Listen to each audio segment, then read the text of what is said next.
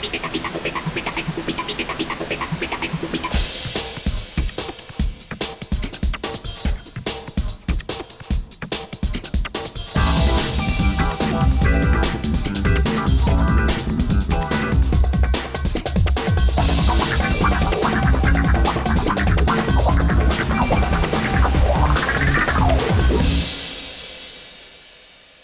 to a brand new episode of C24/7.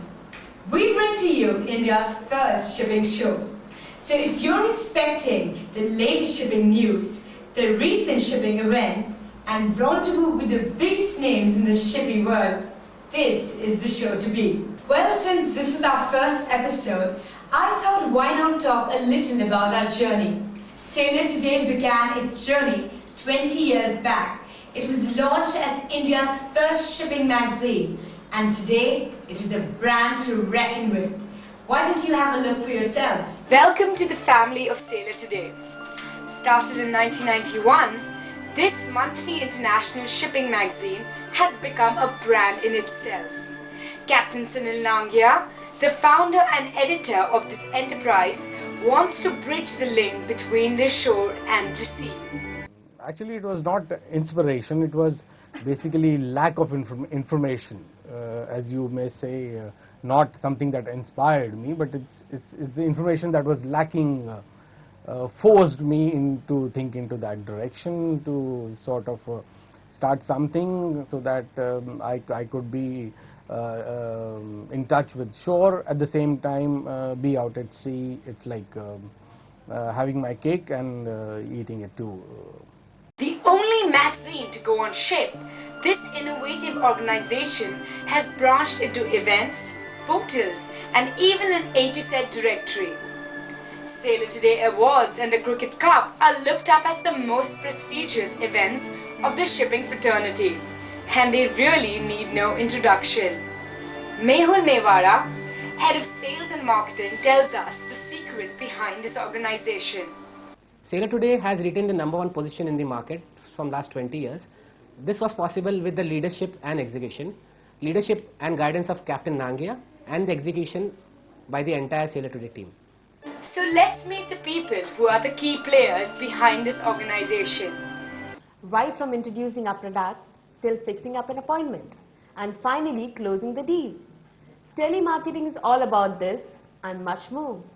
So next time if your phone rings, it might just be us. For this family, building relationship is their topmost priority, and it has lived up to its motto of being the link ashore while at sea, and it will continue to do so. And now it's Sailor Today TV. Trust me, nothing is going to be the same again. Anyways, moving on, the greatest shipping event of India, that is the India Shipping Summit, where the who's who of the shipping fraternity was present. C24/7 was also present, so take a look. Returning for a 6th event, the Indian Shipping Summit brought together over 500 decision makers each year from India and around the world to network and discuss business. This 2-day event served as a forum to address the most topical issues affecting India's shipping industry. Many prominent speakers like S. Hazara, Managing Director of Shipping Corporation of India, and Rajiv Gupta, Joint Secretary, Ministry of Shipping, were the panelists on the first day of the event. Alongside the conference, organizations could meet with delegates in the exhibition area during the numerous breaks. Mr. Derek Fernandez, General Manager of Inchcape Shipping Services, feels that their association with the India Shipping Summit has always been fruitful. I think it has evolved. It has helped us also build on new relationships, identify new prospects, network. I would say networking has been the main sort of advantage which we've had out of this event, and the mileage we've derived has been significant. Handling Dollerup from Denmark of the Dan Bunkering Limited feels that India's shipping growth is in very good shape. Well, we were the first trading company, European trading company in China, which we saw a lot of development there. Now we see a lot of development in India. So of course it's a very interesting area for us. Removal of substandard ship is a worrying factor today for Indian shipping. Mr. Warwick Norman from Wright Shipping, the world's leading shipping vetting agency, may just have the solution. We're slowly getting penetration into the market. It's been a successful week so far in India for us, and so it's important to get our messages out there. The government is concerned about substandard shipping, delivering that removal of substandard shipping from the Indian coastline. New technology on ships will greener shipping work, and the challenges of shipbuilding marks the second day of the summit. Mr. Anshul Khanna, CEO of Station Satcom, feels that the summit is a good platform to introduce new technology on ship. It's a very nice and elite platform to introduce new services.